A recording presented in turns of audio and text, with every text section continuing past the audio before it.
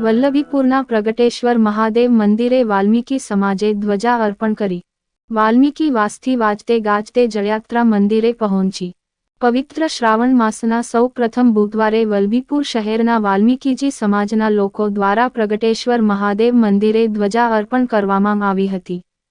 વાલ્મીકીવાસથી બહોળી સંખ્યામાં ઢોલ નગારા સાથે હર હર મહાદેવના જય ઘોષ સાથે જળ અભિષેક અને ધ્વજાજી યાત્રા મુખ્ય બજારમાં થઈને અમદાવાદ ભાવનગર હાઈવે રોડ પર આવેલા પ્રગટેશ્વર મહાદેવના મંદિરે પહોંચી હતી।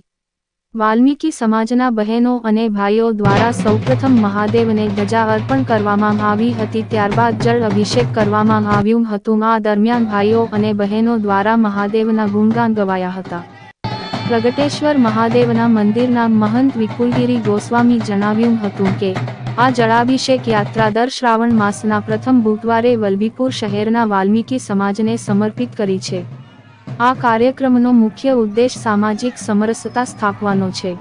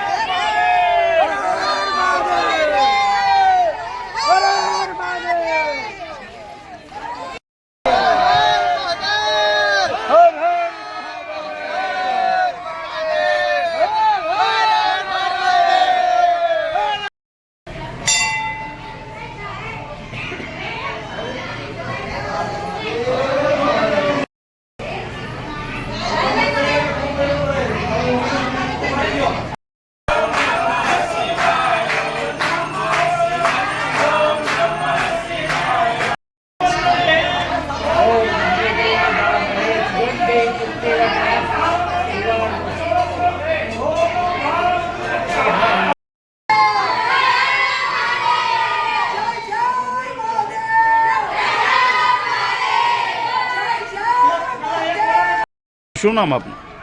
વિપુલગીરી ઓમકારગીરી ગોસાઈ, પ્રગટેશ્વર મહાદેવના મહંત છું।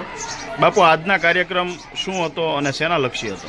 આજનો કાર્યક્રમ વાલ્મીકી સમાજ દ્વારા વલ્લભીપુરમાં કાયમ દર પહેલા શનિવારે હનુમાન ચાલીસાનો કાર્યક્રમ થાય છે। આથી અમને પ્રેરણા મળી અને અમે એવું નક્કી કર્યું કે દર શ્રાવણ મહિનાના પહેલા બુધવારે અમે આ રીતની જળાભિષેકની યાત્રા કાઢશું અને આ લોકો વાદ્ય ગાજ્ય નગારા સાથે અહીંયા ઉપસ્થિત બધા થયા છે અને સરસ કાર્યક્રમ કર્યો છે। શું નામ આપનું? સુનિલ વેગડ। સુનિલભાઈ, આજના કાર્યક્રમ શું હતો અને શેના લક્ષ્ય હતો? રામાયણ રચયિતા વાલ્મીકી સમાજ દ્વારા આજે અમે મેન બજાર થઈને હાઈવે રોડ થઈને 1.5 કિલોમીટર વલ્લભીપુર આવેલ પ્રગટેશ્વર મહાદેવના અમે આજે દર્શન કરી જળ અભિષેક કરી ધ્વજારોહણ કરેલ છે। એમ દર શ્રાવણ માસના પહેલા બુધવારે અમે ધ્વજારોહણના જળ અભિષેક કરીશું।